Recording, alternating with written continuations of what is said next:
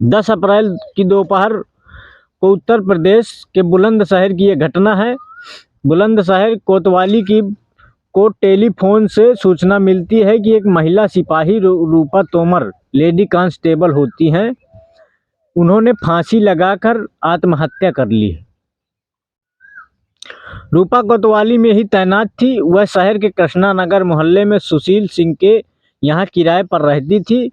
सूचना पाकर थाना प्रभारी कालरा पुलिस टीम के साथ मौके पर पहुंच गए। रूपा का शव दुपट्टे के सहारे छत के कुंडे से लटका हुआ था। जिसे छोटे से कमरे में रूपा रहती थी, उसका हर सामान बड़े सलीके से रखा हुआ था। मतलब कि ना तो सामान इधर उधर बिखरा पड़ा था, ना तो फिर जो है सामान अपने जगह सुरक्षित सब कुछ रखा था। यानी कि उसका किसी ने मर्डर नहीं किया था, सुसाइड ही था। जी हाँ दोस्तों, मैं हूँ आरजे पटेल और मैं आप सबके समक्ष क्राइम की एक घटना लेकर आया हूँ, जो अपने उत्तर प्रदेश के बुलंदशहर की घटना है।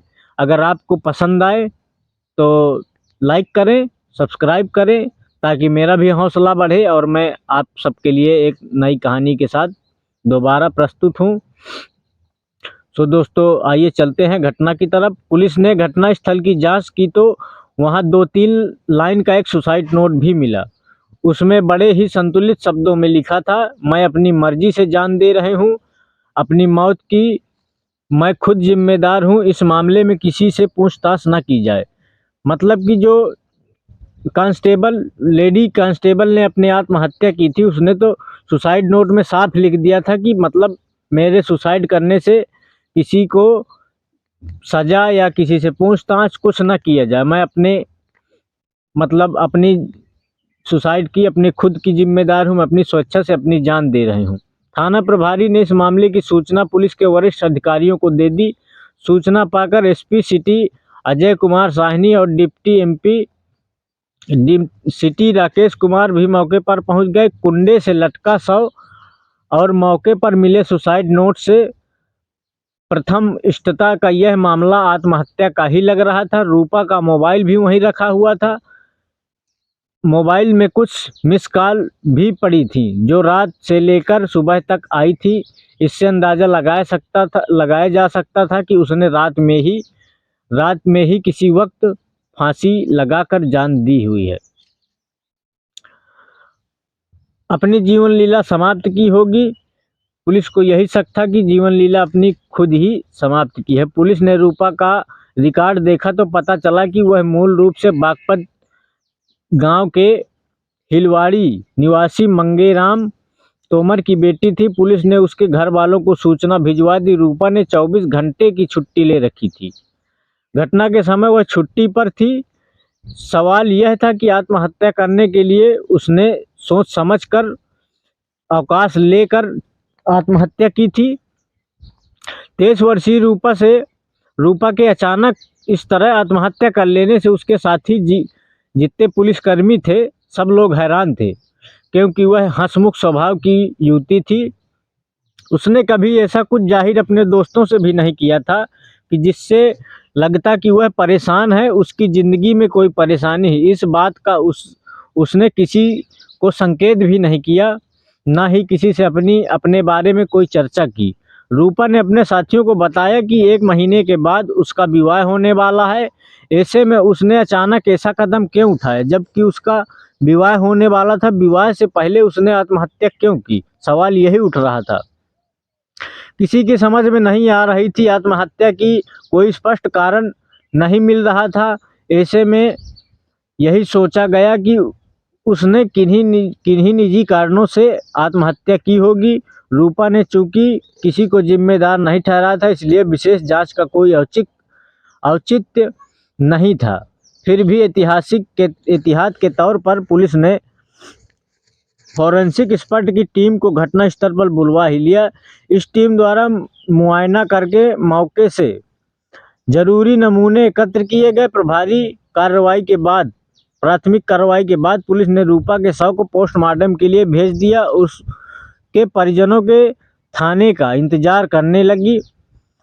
शाम तक उसके पिता मंगेराम, चाचा संजीव तोमर भाई सुशील तोमर बुलंदशहर पहुंच गए। उनसे भी पूछताछ की गई।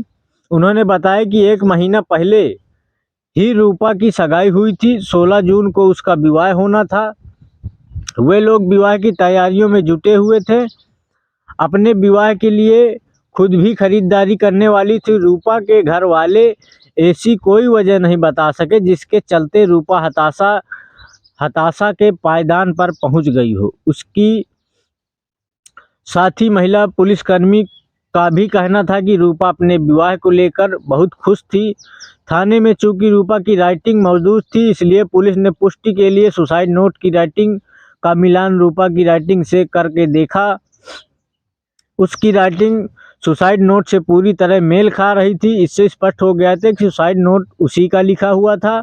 उधर उधर डॉक्टरों की टीम ने रूपा की लाश का पोस्टमार्टम किया। पोस्टमार्टम के बाद रूपा के शव को उसके घर वालों के हवाले कर दिया। रूपा ने खुद आत्महत्या की थी। ना जाने किसी ने उकसाया था और ना ही इसके लिए उसने किसी को जिम्मेदार ठहराया था।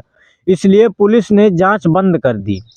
अगले दिन पुलिस को रूपा की पोस्टमार्टम रिपोर्ट मिली तो वह चौंकी।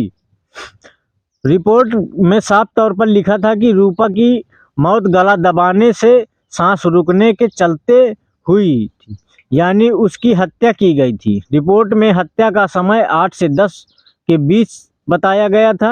अब यह बात साफ हो गई थी कि रूपा की आत्महत्या की गई थी, ना कि उसने अपनी जान ली थी। किसी ने उसको मार के टांग दिया था।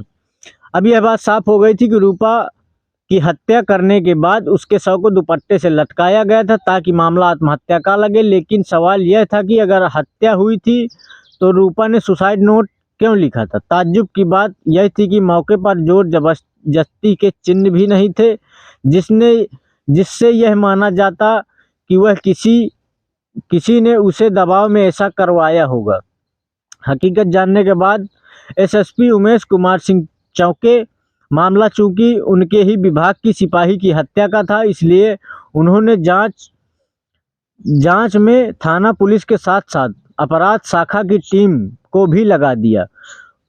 पुलिस यह मानकर चल रही थी कि हत्यारा बहुत चालाक है। वह आया और हत्या को आत्महत्या के रूप देकर चला गया। सुसाइड नोट की लाइन इस बारे में किसी से पूछताछ ना की जाए, उसने जानबूझकर लिखवाई होगी ताकि पुलिस किसी से पूछताछ करके इसे आत्महत्या माने और जांच बंद कर दे। जी हाँ, पुलिस वालों ने को भी शक हो गया था कि हत्यारा बहुत चालाक है और उसने किस शातिराना हद से अपना काम किया है। यह बात साफ थी कि हत्यारा रूपा का ही कोई जानकार था जिसे अपने कमरे पर आने से वह इनकार न कर सकी। दूसरे से कोई डर होता तो वह शोर मचाती या किसी को बताती। यहाँ यह सवाल महत्वपूर्ण हो गया था कि ऐसा कौन आदमी रहा होगा जो रूपा की मर्जी से उसके पास पहुंचा और उसकी हत्या करके चला गया। पुलिस ने रूपा के घर वालों को बुलाकर उनसे विस्तार से पूछताछ की, तो वे ऐसे किसी व्यक्ति के बारे में नहीं बता सके जिस पर संदेह किया जा सके। उनकी खुद की समझ में नहीं आ रहा था कि रूपा के साथ ऐसा किसने और क्यों किया। उन्होंने बताया कि रूपा का रिश्ता मेरठ कस्बा के जानी में रहने वाले राहुल के साथ हुआ था। राहुल सीएसआईएफ में सिपाही था। फिलहाल उसकी तैनाती बिहार की राजधानी पटना में थी। राहुल और रूपा के साथ साथ दोनों परिवार भी इस रिश्ते से खुश थे। रूपा का मोबाइल हत्या का राज खोल सकता था। पुलिस ने उसके मोबाइल नंबर की कॉल डिटेल्स हासिल कर उसको छानबीन की तो पता चला कि नंबर पर उसकी सबसे ज़्यादा बातें होती थी। उस नंबर के बारे में उसके घर वालों से पूछा गया तो पता चला वह नंबर राहुल का था। हत्या वाले दिन उससे पहले रूपा की राहुल से बराबर बात हो रही थी, जबकि 1 तारीख की दोपहर के बाद दोनों के बीच किसी प्रकार का संपर्क नहीं हुआ था। पुलिस ने राहुल का नंबर मिलाया लेकिन वह स्विच ऑफ आ रहा था। इससे पुलिस की शक की सुई पर राहुल चढ़ चुका था। जी हाँ, ये कहानी का फर्स्ट भाग था। आगे की कहानी अगर आप सुनना चाहते हैं तो अगले भाग में आप कल सुनिएगा। जी हाँ, जय हिंद, जय भारत। दोस्तों, अगर मेरी कहानी पसंद आई हो तो लाइक करें और सब्सक्राइब करें। आपको अगर इसी तरह